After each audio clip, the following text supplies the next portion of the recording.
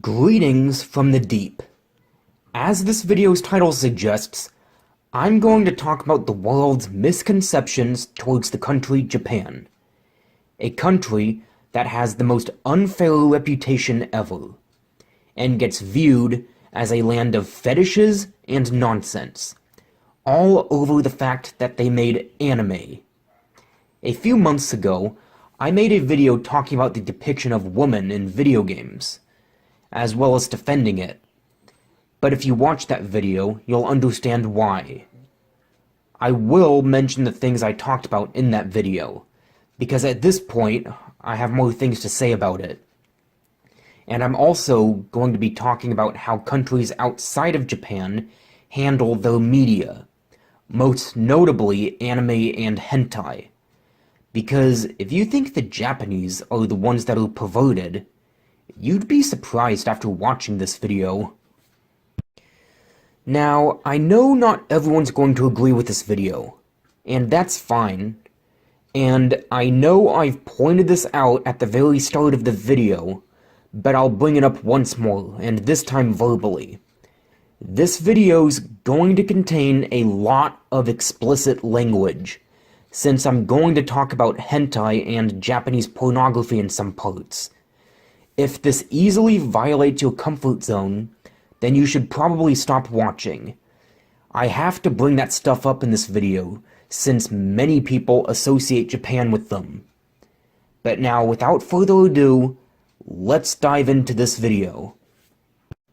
Japan is a country in East Asia, known for their traditional culture, gorgeous visuals, friendly people, and of course, their fun-loving entertainment and media. However, their media and entertainment ended up becoming the only focus people have of the country, most notably on the internet. And at this point in life, the internet's obsession with hentai and Japanese stereotypes has gone too far. And this is what I'd like to spend the majority of this video talking about. First of all, the internet's fetishized anime girls to the core, to the point that whenever people hear the word anime, they think of sexualized anime girls, and point fingers at Japan, while viewing it as a place they'd fantasize visiting, or a place they'd never want to visit. Going back to the anime stereotype, countless people on the internet also immediately think of hentai whenever they see any female anime character, sexualized or not, and believe that animating something in the anime style is fetishized, which makes absolutely zero sense. Just because something's in the anime style doesn't make it fetishized or sexualized. That's like saying an anime girl's face is considered inappropriate and needs to be censored. Imagine living in a world where faces are deemed inappropriate. Second of all, whenever people see something sexual happening in anime, they believe that it's only there because it was made in Japan. They also believe it's only happening because it's anime. Hence my previous point. This here is one of the biggest reasons Japan has such an unfair reputation in the West. Apparently, Japan is this land of fetishes and sexual fantasies. No, it isn't. And I'll debunk why later in this video. Just a reminder, the fact that something sexual happens in anime has nothing to do with where it was made. Japan isn't the only place where anime and manga can be drawn. It's just where the style came from. If you look at anime-styled artwork on sites like DeviantArt, the majority of those artists aren't from Japan, and they've mastered the art style all the way. These are also the types of artists who do most of the sexualizing and making lewd artwork, and about more than half of them aren't from Japan. Hope that helped. Now I'm going to talk about hentai, which I'm pretty sure all who's watching knows of. It's anime-styled porn. There's literally nothing wrong with hentai, but the obsession the internet has with it has gone way too far. And just like what I've said before this, people use hentai as one of the main reasons they want to visit Japan, and believe the whole country would feel like a world of porn. I am just as speechless as you are over this. I'm not making any of that up. That's how much the internet's fetishized Japan and Japanese culture. If you think hentai artists are these sex-crazed perverts, they really aren't. They'd also be bewildered over the way the West handles their art. First of all, hentai is entertainment, and it's made for that very reason. And at this point in life, the Japanese are pretty much the only people who can handle their lewd media. It should be known that countries outside of Japan, the US especially, aren't mature enough to handle hentai and sexual content in video games. This is something very important that I'll save for later in this video, because now I should prove to you all why hentai artists aren't bad people. The anime style is not easy to accomplish. It's got so much detail, and everything about it is so well drawn. It's easily one of the most impressive art styles of all time. Those who draw or animate in that style are absolute artists, and are obviously very talented and mature individuals. When it comes to hentai, those artists are able to draw genitals, nipples, and body shapes in all their detail. Do these artists have fetishes of what they're drawing? Well, that I'm not going to deny. Does that make them bad people? Absolutely not. There's nothing wrong with having fetishes or kinks, as long as you're mature about it. I myself have a few kinks, and yet here I am making a video like this, and talking in these words. Now comes the stereotype that the Japanese watch hentai a lot. Everything about this stereotype is 100% not true. Sure, hentai is from Japan, and the country has stores that sells them, but keep in mind that porn isn't entirely legal in Japan. It's legal though, but not 100%.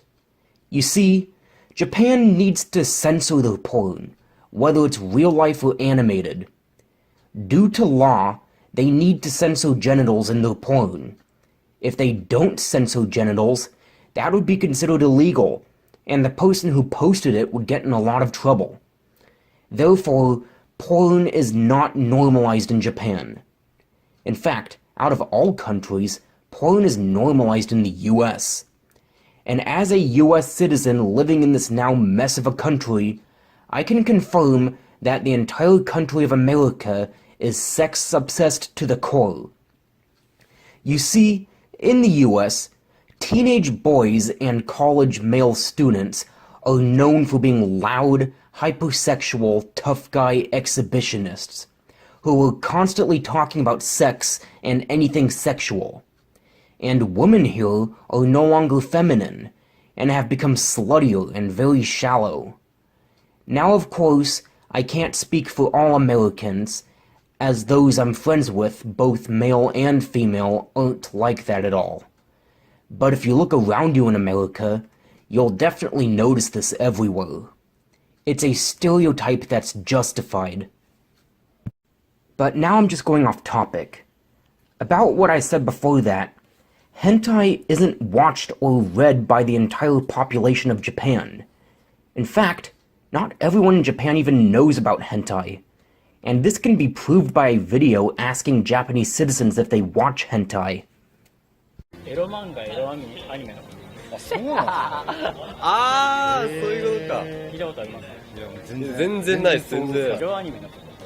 あ、そうなんですか。AV やるじゃないですか。はい。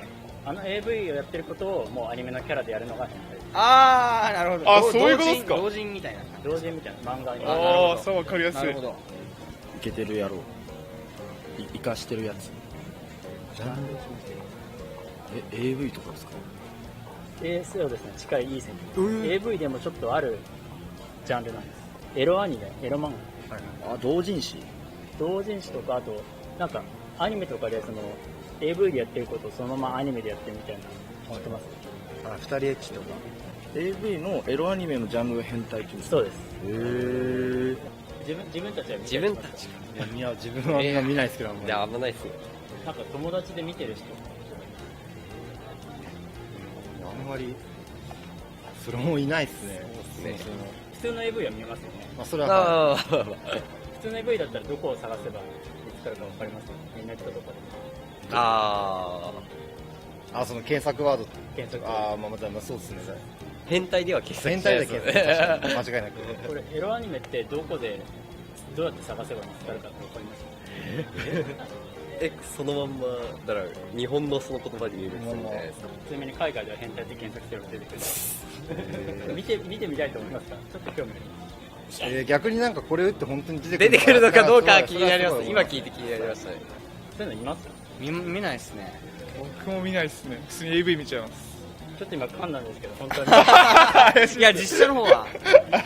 実写の方がまあ、そうです。見たことありますか？いや、ないっすよ。アニメの方は。アニメはないっすね。漫画どうですか？漫画もないっすね。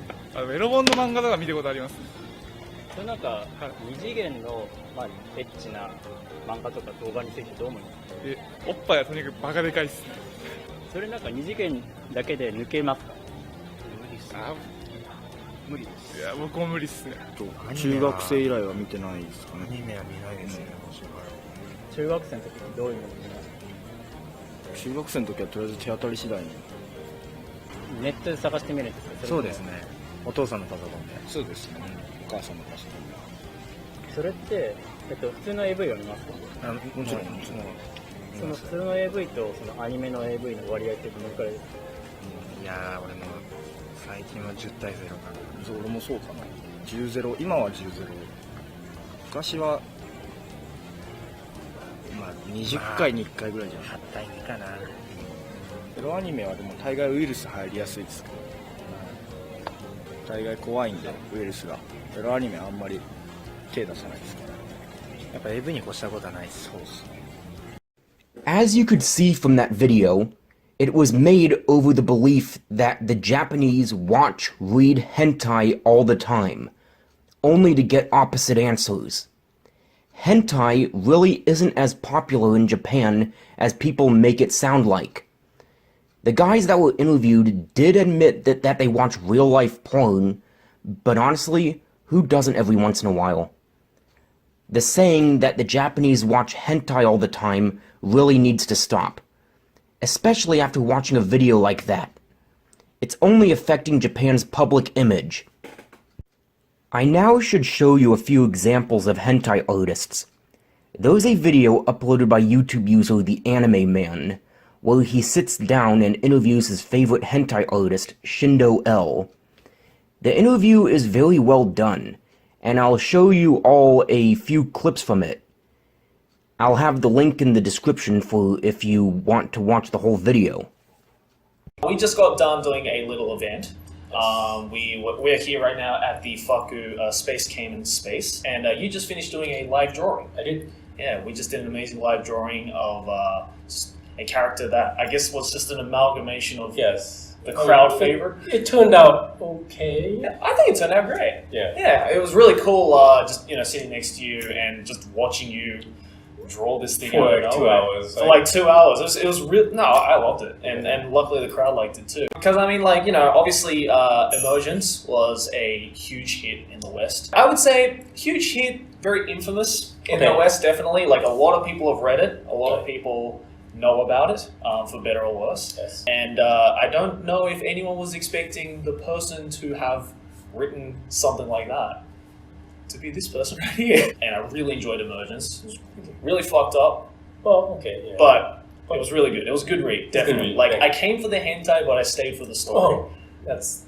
pretty much what I aim for. Yeah, exactly. And I checked out all of your other works, and Oh. they were just as great, just as engaging, I would say. And, on that part, like, I've always wanted to ask you, like, the whole aspect of, coming for the hentai but staying for the story. Is Right. that something that you, I guess, maintain, or you want to maintain, or you want to be known as Yeah, a hentai that's artist? something I try to go for because you have to go into the history of hentai manga, but like back in the 90s or the 80s, there were a lot more story-driven hentai manga about, and it's sort of shifted over to how should we call it, the utilitarian purposes of hentai manga. Yes. Yeah. The focus has been there for the past maybe 10 years or so, and so you're getting a lot more hentai, but not so much more manga. Right. And I really want to focus on the manga while still being, useful. Right. So hopefully it's working. Now I'm going to mention one of the most famous hentai artists, Toshio Maeda, who's also known as the Tentacle Master. This is because he invented tentacle porn, which I'm sure many of you know about. He's been interviewed on what gave him the idea of tentacle porn, and his response? Okay, ready to go. So, for starters, can you introduce yourself? Introduce yourself? Okay. Hi, I'm Toshio Maeda from Japan, and I'm a manga artist. Especially, the people call me Tentacle Master. I'm manga artist for X-rated kind of things. And so they call you the tentacle master. Why do they call you that? I don't know. I just invented, the tentacle porno kind of things, and the attacking, the molesting girls with tentacle things. That's why. And so a lot of people might know you from Legend of the Overfiend, which is one of your more popular, well-known works. Can you tell us a bit about the inspiration behind that? Actually, at the time I was kind of fed up with just creating, cookie cutter erotic manga. So I decided to create something new, like plus sci-fi and gory manga, gory type of comics. So, and in the end, I just created the Rotsuki Doji. So you mentioned you added the tentacles to it. What was the idea to have tentacles replace penises or whatever have you? Just to be straightforward. Actually, as the problem about artists in Japan at the time, censorship is so strict. So the embed and for example, the woman on top, or the missionary, or or doggy style, whatever. The sex scene is a big no-no. So, but they need some sensual scene, and the genitals is of course forbidden. That's why I invented the tentacle thing from with the creature. It's not a genital; it's just a part of their body. That's why Yes. I just try to go through the law or censorship. So as you could see from that interview, he thought of something that wouldn't have to be censored under Japan's laws, which is very genius. I'm personally not into tentacle porn, but I respect the artist behind it. Aside from anime, the world has also fetishized Japanese girls, viewing and treating them like objects. This is obviously due to the fact that anime is from Japan, and most anime that don't take place in fictional worlds take place in Japan. Anime and manga make Japanese schools look, in a weeb's words, awesome, when in reality, Japanese schools really aren't like how they're portrayed in anime and manga. It's all fiction. The only thing about anime Japanese schools that are also the case in real life are the uniforms. Schoolgirls and boys in Japan really do wear those uniforms in real life. But the fact that real-life Japanese girls wear those uniforms in real life is one of the biggest reasons they're fetishized. You see, immature fans of hentai have fetishized those school uniforms, just because they contain a skirt and panties underneath. I understand both hentai and M-rated anime feature panty shots constantly, but that's one reason why they're for mature audiences in the first place.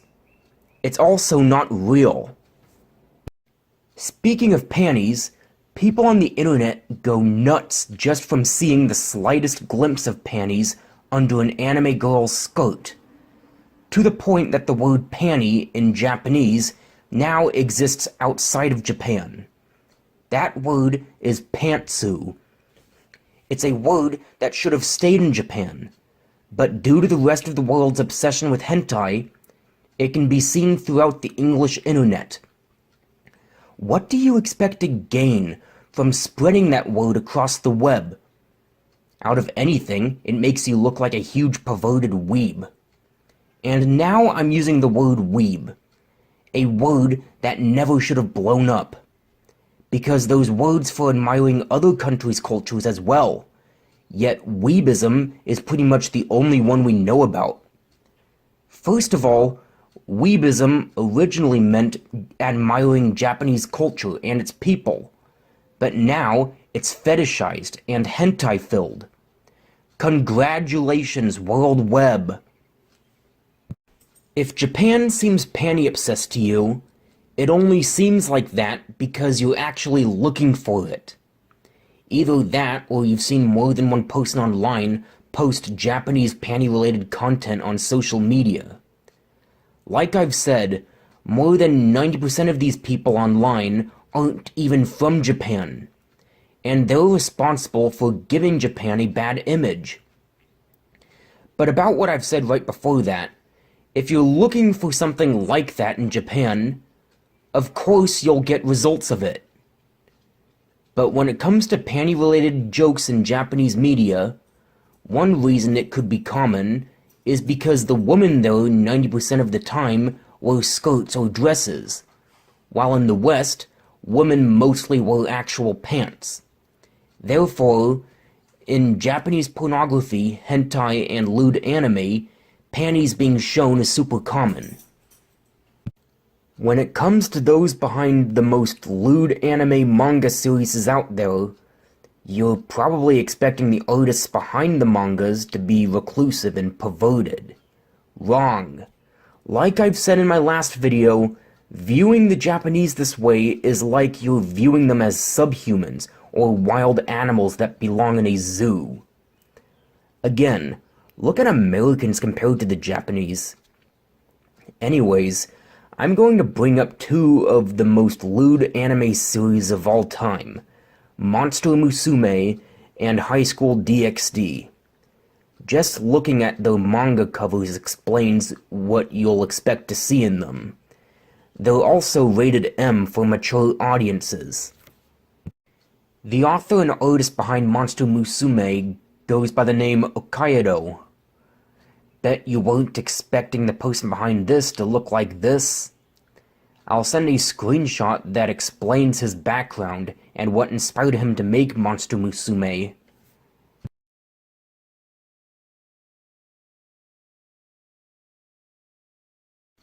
He has stated that he loves large breasts, and like I've said earlier in this video, there's absolutely nothing wrong with that. It's normal. The author and artist behind High School DxD is Ikai Ishibumi, and just like Okaido, is well respected. I wasn't able to find what gave him the idea to make High School DxD, other than the fact that Sayuki has been his favorite work since he was a student. What's also known about him is that he's a big fan of Pokemon, and has literally collected every form of Gundam merchandise. Perhaps knowing a little bit about these said manga artists would make you view their work in a more positive light. Now I should probably start talking about women in video games, because I did promise at the start of this video that I'll say more about it in this one. Back in January of this year, I made a video defending the depiction of women in video games, and as expected, it received a mixed reception from audience. In the video, I was mainly talking about Soul Calibur, since I was mostly talking about fighting games, and Soul Calibur I'm a fan of and know the most about. And the harsh reality about that series is that it's got an unfair reputation in the video game industry, all over its female characters. I'll show you all the best part of the video, where I'm explaining why the characters shouldn't be looked down on. Now let me talk about the Soul Calibur characters Taki, Ivy, Sophidia, Cassandra, and Talum. Taki is a female ninja who gets criticized for her outfit, all because it's so skin tight and looks painted onto her body. What those who criticize her outfit don't seem to understand is that her outfit actually makes complete sense for the following reasons. She's a ninja, but falls into the female assassin category. She's able to run and jump so fast that it looks like she's teleporting. She's all about stealth. Her outfit is the most suitable for stealth. Armor would make noise with every movement she'd make, and it would be far more difficult to be acrobatic. The outfits typical ninjas wear would also make noise. It might be nothing compared to armor, but it would definitely make noise when moving against walls or crawling with her chest-stomach against the floor. Basically, her outfit allows her to be stealthy without making a single sound, making her outfit top-notch and very fitting. Why does she have large breasts? Because it's fantasy, and I can't even picture her with small breasts. Female characters with her body have large breasts. Now let's talk about Ivy. People will argue she's got huge boobs and wears the most revealing outfit in gaming. She's a seductress character. Her outfit and body is what she needs in order to be a seductress. If a character acts like a seductress, they need to look like one as well. Her reason for being a seductress is for lore reasons. And if you're going to argue why the developers decided to make her a seductress, if I were to guess, I can't even think of any seductresses in video games made before Soul Calibur, making her character and design completely original.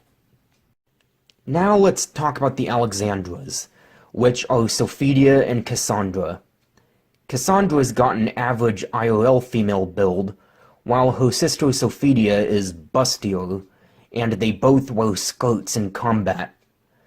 This all makes sense for the following reasons, both of whom are rather flirty, and enjoy mocking male opponents like they're trying to humiliate them and display female dominance. They both come from a female-dominated family. Their mother was a goddess, while their father was just a baker. Everything about them is entirely feminine, both their looks, personalities, and the way they dress. And last but not least, Talon. The reason I'm going to talk about her is because she's 15, which is underage in terms of anything sexual. But also keep in mind that there's nothing sexualized about her. The developers know what ages are too young to sexualize, and therefore wouldn't even think about that. Also, according to her development, she was made 15 because the developers felt the series lacked any child characters, and having her be a young priestess was the most fitting choice they had. Hope that helps. I can definitely confirm that Americans are the least mature when it comes to anything sexual in video games, and it disturbs me whenever I picture American teenage guys doing this with Soul Calibur. This is mainly because I'm a fan of it and think it's overlooked. The female characters in Soul Calibur have literally become the only focus of the series on the internet, all while ignoring what the games are about. They've all been fetishized by non-Japanese fans, most notably Ivy and Taki. They'd also spam Sophitia's Heaven's Arch attack, and know absolutely nothing about the story or the male characters' backgrounds. For die-hard fans of Soul Calibur, wouldn't the first thing to come to mind whenever you hear the title Soul Calibur be characters like Nightmare or Siegfried? I understand completely that the female characters in Soul Calibur are hot, but I mean, you're really not acting mature towards them. Away from Soul Calibur, I'll mention something about video games that I wish I talked about in my last video.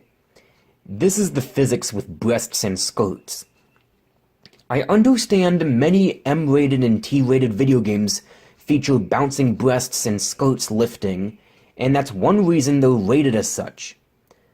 The main reason behind these physics would be because they're being realistic.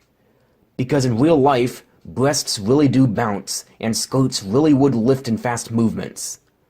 Please don't let this get to you. Now that that's out of the way, I'm going to talk about real-life Japanese pornography. In Japan, this is more popular than hentai, and that video I showed you all earlier proves it. But like I've said earlier in this video, porn isn't entirely legal in Japan. But about their porn, I'd imagine you might be unwilling to look up some of the directors. But most of the directors behind these pornographic films are actually fun-loving individuals. Many of them also directed some fun Japanese movies, etc. And the Japanese women being featured in these porn videos and films are in them for a very obvious reason. It's because they want to do it. And that's literally all that matters. All that matters is that those who are doing this are having fun and love their job. And the Japanese women in porn usually act like they're having more fun than the men are. So, all's good now. What I'm going to bring up now is something I originally thought against talking about, but I'll just bring it up anyways. Many people on the internet think Japan is this utopia and real-life anime world to live in. Why did weebism need to blow up? The harsh reality is that depression is very common in Japan, though yeses and nos to that vary from person to person. This is due to the fact that men there are workaholics, and are usually working every day from like 9 a.m. to 10 p.m. Depression over this is most noticeable in Japanese subways, where men are on their way to work. I've heard that many Japanese men have trouble sleeping due to work stress. But many men in Japan obviously love their job, just like how you watching might love your job. The amount of work in Japan makes it one of the most developed countries in the world, and it's possibly the most advanced country in the world. Like, look at the amount of electronics they've invented. I'm sure many of you watching are looking at my channel avatar, which is of One Piece. You're going to question me over its female characters, after what I've talked about so far. First of all, do I watch One Piece? Yes, One Piece has been my life, and I use it for my avatars to let people know I'm a fan of it. Second of all, I do notice how much people complain about the depiction of women in it, and no, I don't agree with those who argue against it.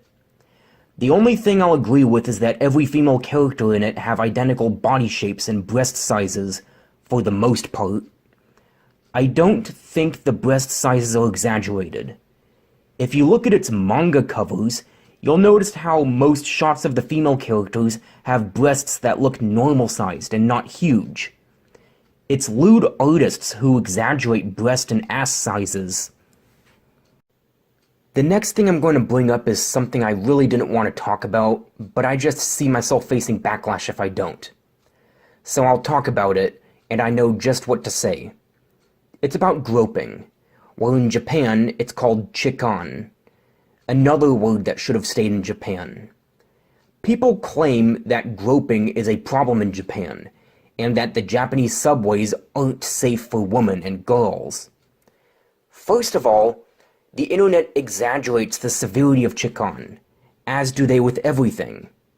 Both people on the internet and Google's search engine exaggerate its severity just to make Japan look and sound bad, and worsen its reputation.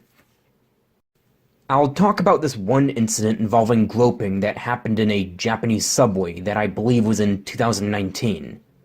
It was recorded, but I really don't feel like finding it and showing it. It starts with the molester having already been caught in the act, attempting to flee the scene, and is seen running through the subway. A bystander then put his foot out and tripped him, allowing the two girls who were chasing him to catch up to him. The molester then got back up and proceeded to run out from the subway's exit. This incident actually proves how well it was handled.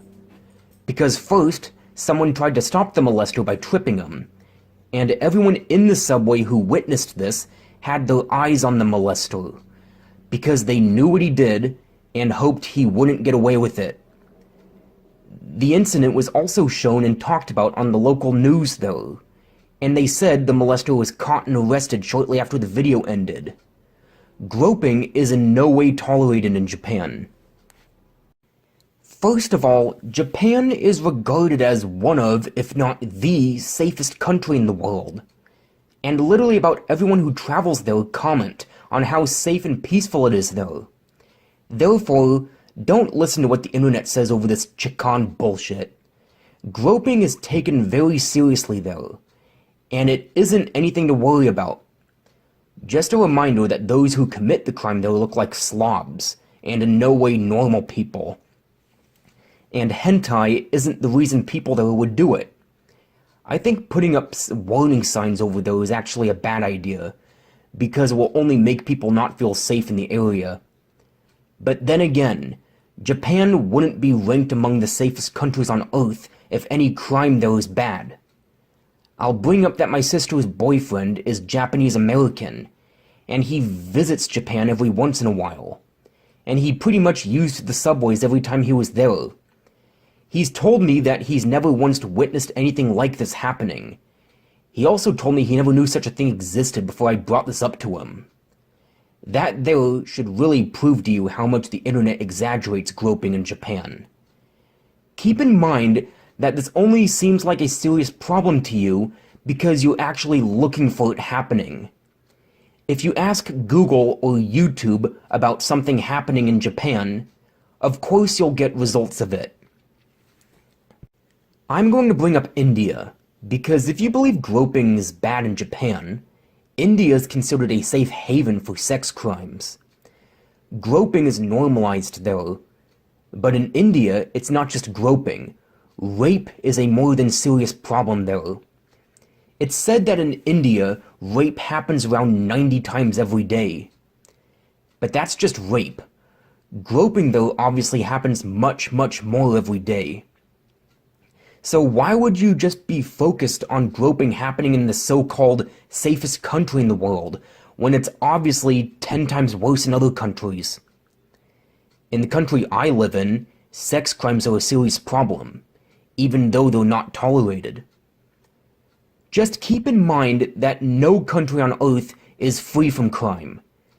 Even the safest countries, people there would still make poor choices and commit a crime. Glad I got that out of the way. Now, I'm going to talk about those behind anime, because the ideas of them comes from the manga artist, while anime adaptations are made by a group of people in a studio. When it comes to lewd manga series such as Monster Musume and High School DxD, you're probably expecting those behind the anime to be perverted and immature.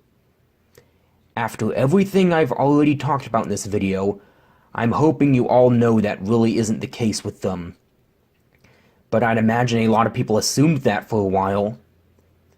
I know just what to say next, and I'm going to have to bring up a rather controversial topic.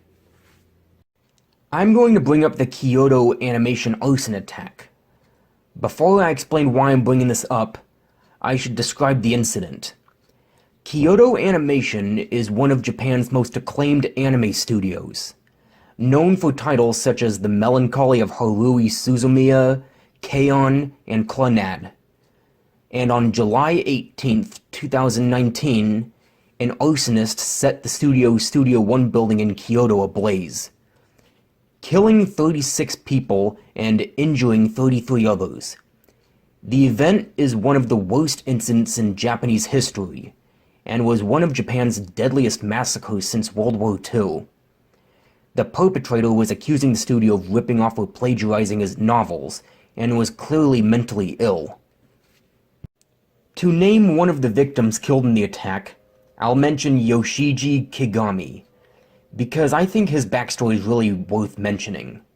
I'll read out this from his Wikipedia article.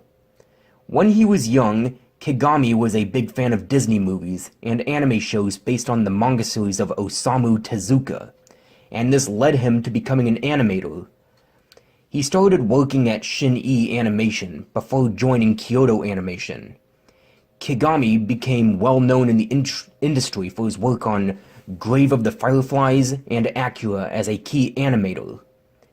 In 2003, Kigami directed his first work, Munto, and later became an instructor at Kyoto Animation's teaching program.